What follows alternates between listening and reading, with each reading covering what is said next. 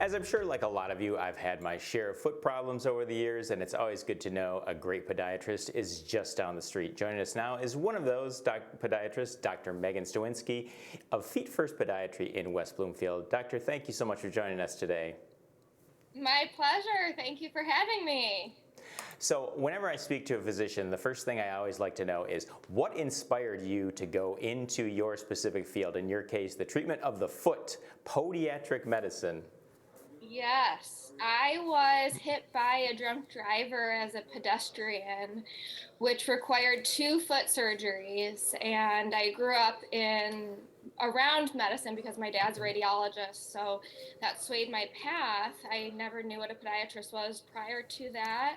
And then I learned, hey, women can do surgery and, work 3 days a week. And now we're even branching into a lot of preventative care, which I love the most. So it affords a lot of different facets of medicine and a stable lifestyle. So right now, what are some of the more common foot problems that people come in to be treated for these days?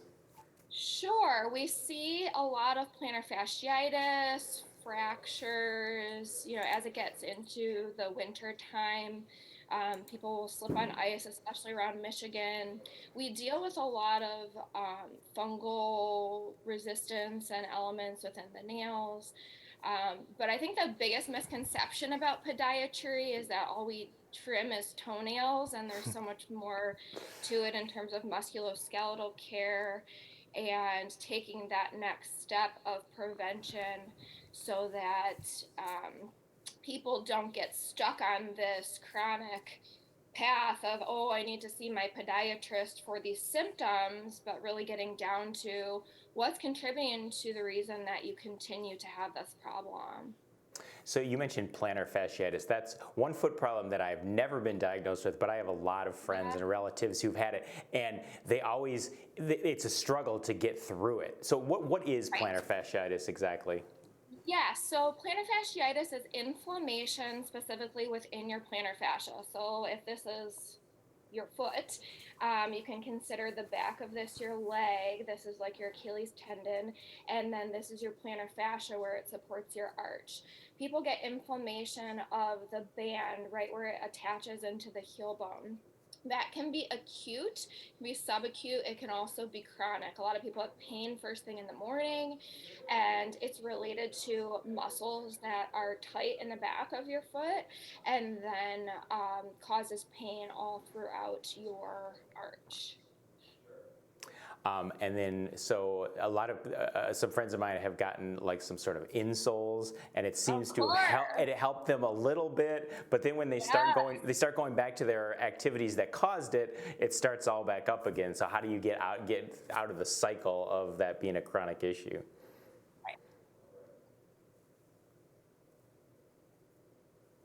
Yes, so the 2 things that I highly recommend for plantar fasciitis, number one is the orthotics. Number two are calf stretches. A lot of people like to roll a frozen water bottle under their foot, which to me is actually very aggressive to an inflamed area. I brought some of our supplements. So this one specifically is called Inflammation Care Plus. I don't know if you can see the little feet first, but anyway, this is medical grade turmeric, and I love this because it targets the inflammation problem. So your body has a really unique way, if there's an area of inflammation or damage, to go and sit there. And so people will come in. I've had plantar fasciitis every 3 months for years. And so you're really not addressing the inflammation problem. And that targets the chronicity of the condition. We also, so a lot of people do anti-inflammatories. That's my favorite, anti-inflammatory, icing in the area, and then addressing the biomechanics with the stretching.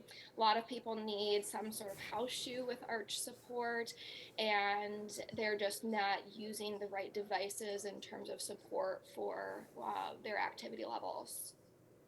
So I would be remiss if I didn't mention the problem, the chronic problem that I have. I have an issue, a posterior tibial tendon issue, which Yeah, now that I don't run as much, it doesn't bother me like it used to. But it's a very sure. frustrating thing because it's kind of near, it was near the left side of my arch, and it would kind of go all the way up the leg a little bit. It was crazy. It was a crazy condition.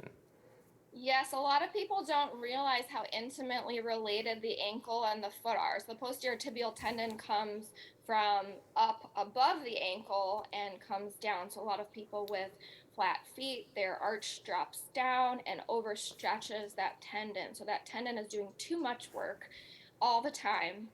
So getting some support in there is important. And then again, taking it that next step to address the inflammation that's been there for a long time. Inflammation that goes untreated turns into degeneration or weakening. So a lot of people will feel unstable in their ankles. They may have the pain addressed, but long term, optimizing the function is, in my opinion, even more important than the symptoms that you present with right away. Yeah, you mentioned the word function. I know you're a huge proponent of functional medicine. Can you explain to our audience what exactly functional medicine is and what led to your passion for it? Absolutely. So basically, I was diagnosed with a predisposition to developing Alzheimer's disease in my family over 100%. And I took a very proactive role to figure out how I could reduce my risk factors. The current research shows that you can prevent or reverse cognitive decline by targeting inflammatory pathways. There's 36 different pathways within the body. So I've been able to kind of tailor that to podiatry and really make it a wellness experience for a lot of patients. So when people are coming in, again, we're looking at inflammation, also resources, and what is accessible to them, also what they're motivated to do. With functional medicine, it's not anti medications, but it's lifestyle changes first, then supplementation, and then instituting medications when it's indicated. We also have an injection that is a homeopathic anti inflammatory injection, and I love it.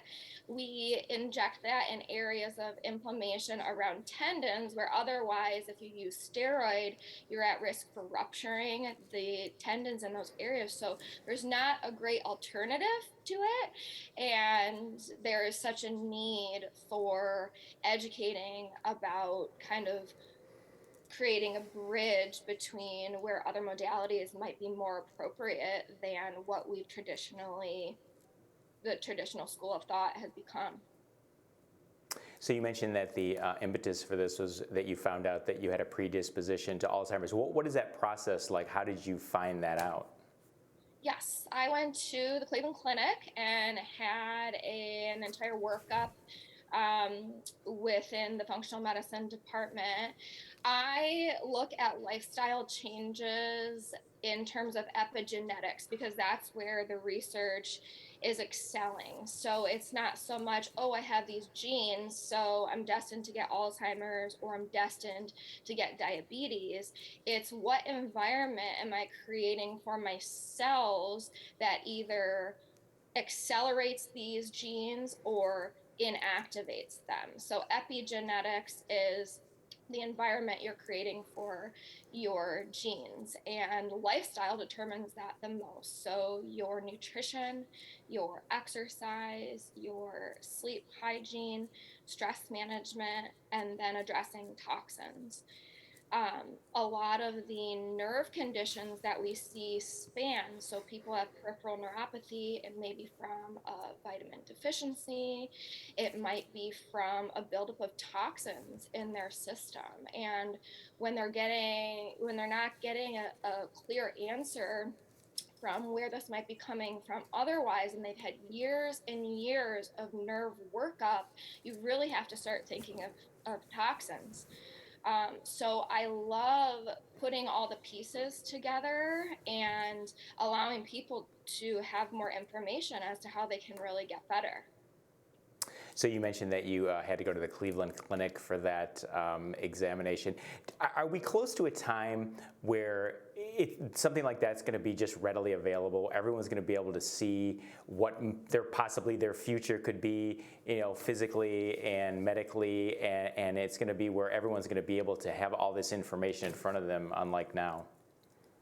A lot of people ask me that, how can I have the workup that you had? And I believe that where medicine and health is the best way to optimize your condition, as well as financially, how our health climate is being educated about those ways, because as you touched on, there really isn't a good fast track for getting the information that you need in an accessible fashion.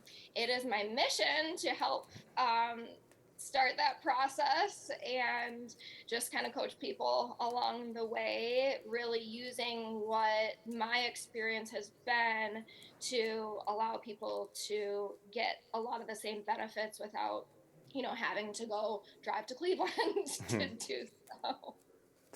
Well, Doctor, so for those who would like to get in touch with you and the rest of the staff there at Feet First Podiatry, how can they do that? Yes, we are in the Lakes Medical Center, and that address is 2300 Haggerty Road, Suite 1175, West Bloomfield, of course.